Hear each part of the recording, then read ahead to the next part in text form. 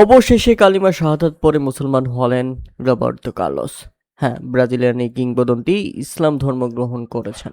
দীর্ঘদিন ধরেই গুঞ্জন চলছিল, তবে এবার ইসলাম ধর্ম গ্রহণের পাশাপাশি নিজের বিয়েটাও সেরে ফেলেছেন রবার্তো কার্লোস। জানা গেছে ব্রাজিলের এই কিংবদন্তি ব্রাজিলের প্রখ্যাত ধর্মীয় ব্যক্তিত্ব শেখ জিহাদ হামাদার সান্নিধ্যে এসে কালেমা পাঠ করে ইসলাম ধর্ম গ্রহণ করেছেন 53 বছর বয়সে এবং বিয়ে করেছেন মরক্কোন এক তরুণীকে। ফিফা নিবন্ধিত খেলোয়াড় এবং এজেন্ট ও মরক্কোর বংশোদ্ভূত স্প্যানিশ তরুণী সোহাইলা এল তাহিরির সঙ্গে বিবাহ বন্ধনে আবদ্ধ হয়েছেন তিনি। ইসলামিক রীতি অনুসারেই সেই বিয়েটি হয়েছে এবং সেখানে তার আগে নিয়ম মেনে কালেমা শাহাদাত পাঠ করে ইসলাম ধর্ম গ্রহণ করেছেন রবার্তো কার্লোস।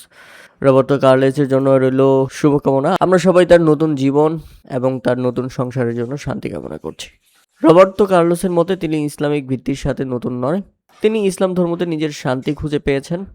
কেননা রবার্তো কার্লোস 2011 সালে রাশিয়ার মুসলিম অধ্যুষিত দাগেস্তানের ক্লাব আঞ্জি মাকাসখালায় খেলেছেন। এর আগে 2007 সালে রিয়াল মাদ্রিদ ছেড়ে তুরস্কের ফেনারবাচেতে যোগ দিয়ে ব্যাপক জনপ্রিয়তা অর্জন করেছিলেন। খেলোয়াড়ি জীবন শেষে কোচিংয়েও যুক্ত হন রবার্তো কার্লোস।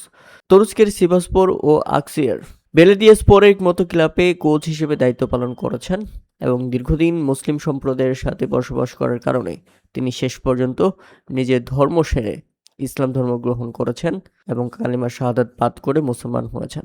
প্রিয় দর্শক, এই ব্যাপারটিকে আপনারা কিভাবে দেখছেন তা অবশ্যই আমাদের কমেন্ট করে জানাবেন।